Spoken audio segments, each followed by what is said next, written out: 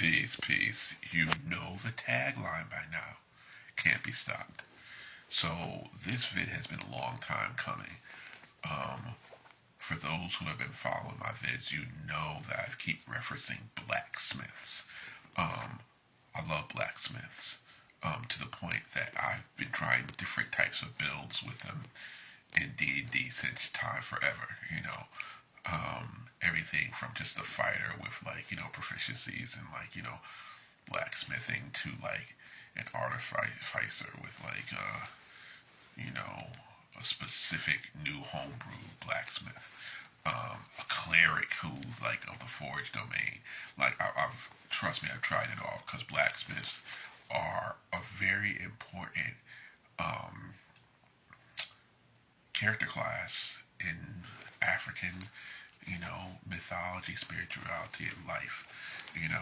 So this whole post is going to be a long one. It's about blacksmiths and my love for them. First off, you may have really, many may be familiar with Hephaestus, or Vulcan, Greek and Roman gods of forging, but how about, Amarnid, he is the Finnish god of blacksmiths who is in the Finnish epic, the Kavela. All right, hope I pronounced that right. And this also, for those who are interested, this particular Finnish epic highly informed Michael Moorcock in his development of Elric. But yeah, this is one of those smithing gods that you might not know about. Now, if we're talking about African smithing gods outside of, Egyptian, Ptah, depending on how you pronounce it, this right here is the OG, Ogun. Ogun is the West African Yoruba god of iron and warfare. And he made it to many places in the black diaspora. And he's still worshipped to this day in West Africa, in Cuba, in Santeria, in Brazil, and in various Caribbean and then South African, islands and stuff. He's the OG right here. Another one that people may not be familiar with is Gu. All right, now he is of the Fon people, Fon, in Benin and stuff. Many times he gets confused with Ogun, and in many of the black diasporic traditions, he may have been merged in many times. He is particularly, in terms of Vodun in Haiti, he is a primary source of their forge god. Also aspects of Ogun also, but Gu also is a separate god of blacksmithing.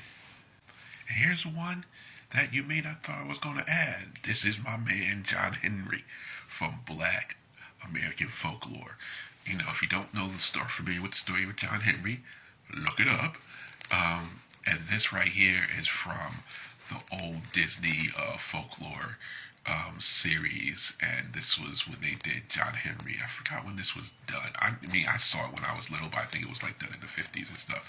But many scholars think that aspects of John Henry, in addition to their most likely being a man who contributed, a real life man who contributed to the folklore, they believe also that many of the attributes in John Henry were Africanisms that were left from West African blacksmithing gods. And at the end of this, I'm getting to this, how Black American, African American blacksmithing tradition, is incredible. Threw it back to Ogun why I do this main talk, So, West African blacksmithing traditions, in particular, our smithing tradition across, the whole continent of Africa is incredible because it's also interwoven with spirituality and also aspects of magic and stuff like that. In fact, in West Africa, the blacksmiths are said to be in charge of,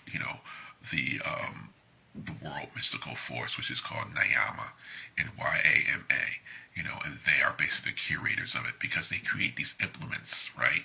They create weapons which can take life. They create, surgical items which can save life.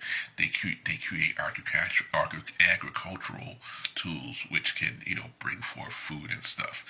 So it's to the point that in some villages and stuff, in some traditions, you swear on a piece of iron. The blacksmith is like regarded highly even by the chief who goes to him for counsel and stuff. All these kind of things, are part of the mystique of this particular type of magic that only blacksmiths have access to, no one else. And this is what I really, really, enjoy about working to bring blacksmiths into my campaign. They're not just like, a common laborer. They are in touch with like primordial sources of magic. In many cases, also, the blacksmiths are endogamic, which means they only can marry within their caste, So, and also in some traditions, they're also, identified with hyenas. In fact, if I'm correct, in Ethiopian traditions, blacksmiths are said to be able to transform into hyenas. So they're part of legends of like where hyenas or hyena men.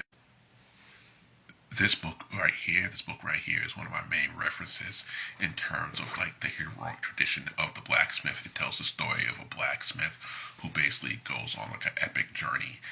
He faces, various, different challenges, different creatures and spirits in the forest and everything, different deities and stuff, and how he maneuvers through all of it.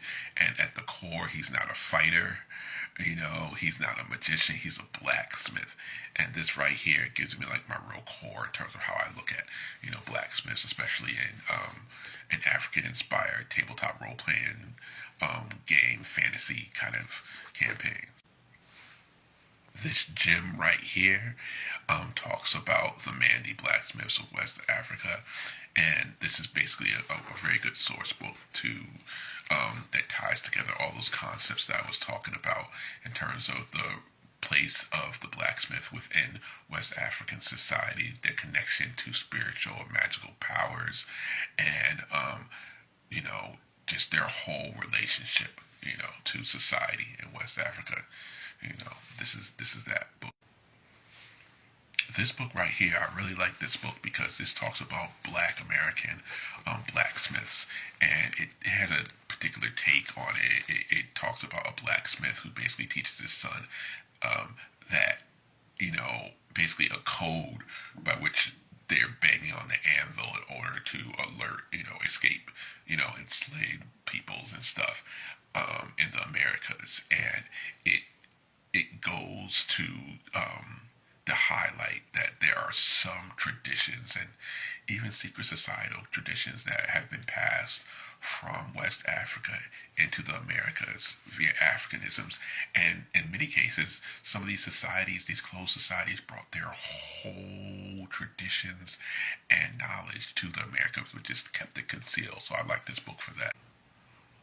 Also, my final little insight into blacksmiths, speaking specifically about the blacksmiths in America.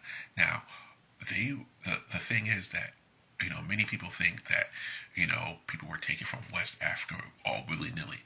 No, there were targeted areas that they would take people from in terms of where they knew certain skill sets were from. So a lot of blacksmiths were specifically taken from Africa because they were blacksmiths. And a lot of the work that they did was creating working on horseshoes, right? So what happened when, we started shifting from riding horses into mechanical cars and vehicles? These blacksmiths transitioned into making ornate gates, especially a lot in the South in America. There's a whole range of them actually in New Orleans. I'm almost positive this particular one is from it. Now, what's crazy, not crazy, but within their art, which was only seen as art by outsiders, was also hidden meaning. So within a lot of these gates, there were hidden symbols, West African symbols that meant different things that they carried all the way from West Africa over here. And in another post, I'll get into some of the scripts and the secret sigils of West African secret societies and stuff, But yeah, so that's just my little expose, I guess, on blacksmiths, who I love them so